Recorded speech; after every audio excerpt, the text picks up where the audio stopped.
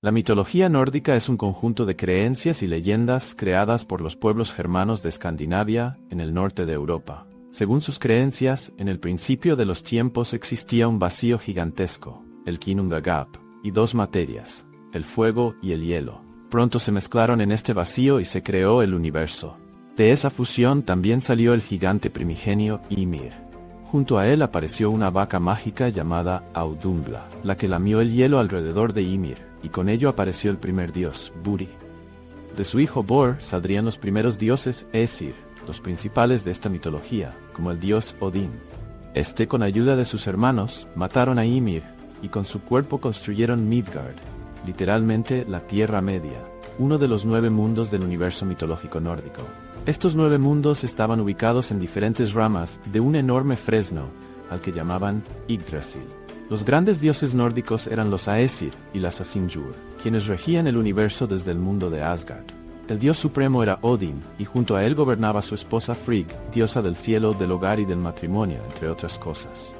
También estaba Thor, dios del trueno, Balder, dios de la belleza e inteligencia, Tyr, dios del valor y de la guerra, y Bragi, dios de la elocuencia. La esposa de este último, Idun, tenía unas manzanas mágicas que hacían que los dioses nórdicos no envejecieran. La única forma de llegar a este mundo de Asgard era a través de un puente de arco iris llamado Bifrost, custodiado por el guardián Heimdall. Otros dioses importantes eran los Vanir, más relacionados con la naturaleza, que vivían en el mundo de Vanaheim. Los más importantes fueron Jord, dios del viento y del mar, y su esposa Skadi, diosa cazadora y del invierno.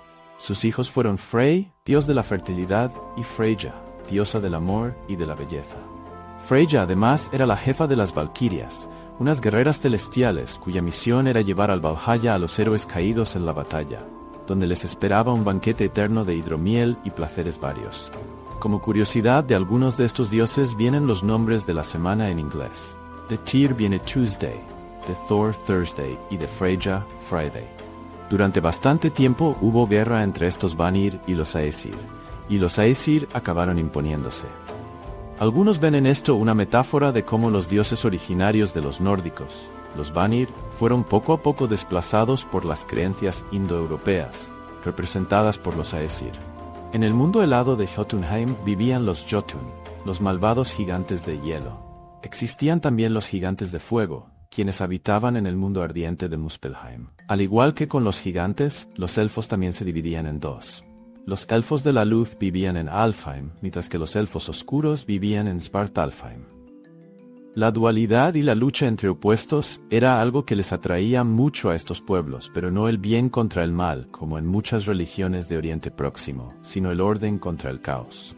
Los Aesir representaban el orden, mientras que los monstruos de hielo buscaban el caos y la destrucción del orden establecido.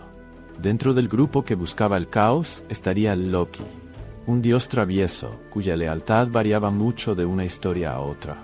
Como en las películas de Marvel, aunque no era ni hermano ni hermanastro de Thor. Dentro del oscuro mundo de Niflheim se encontraba el Helheim, regido por la hija de Loki, Hela, que vendría a ser una especie de inframundo donde iban a parar los muertos. Finalmente queda el 9º mundo, Midgard, nuestro mundo. Pero estuvo vacío hasta que a Odin un día le dio por tallar 2 humanos de los troncos de unos árboles. De allí salieron Ask y Embla, que vendrían a ser una especie de Adán y Eva. Se piensa que este origen pudo haber estado influenciado por el cristianismo, que empezó a llegar a la zona hacia el siglo Phelps. Hasta la llegada del cristianismo, las tribus germanas raramente levantaban templos a sus dioses. Como mucho hacían túmulos, algún altar dentro de las casas o directamente se iban al bosque, pero poco más. Aún así, se piensa que algunas regiones, como en Uppsala, en Suecia, sí que se convirtieron en grandes centros de peregrinación y adoración.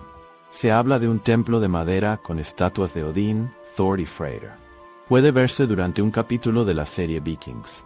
También en esta serie podemos ver cómo estas tribus realizaban sacrificios humanos.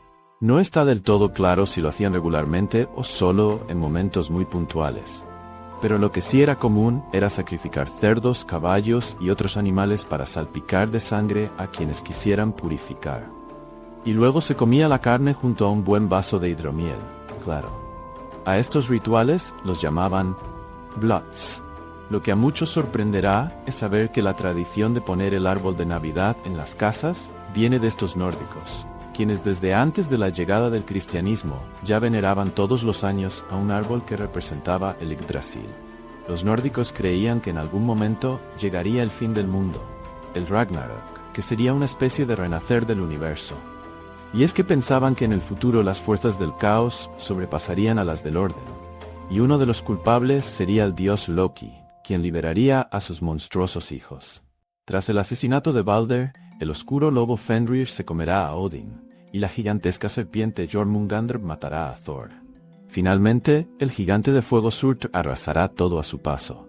A diferencia de la religión cristiana, los nórdicos nunca tuvieron un libro sagrado donde dejar constancia de sus creencias. Todo se transmitía oralmente a través de cuentos y poesías. Sin embargo, durante la Edad Media, a un islandés llamado Snorri Sturluson se le ocurrió compilar todas estas historias en la Edda prosaica. También existe una Edda poética, pero su autor es incierto.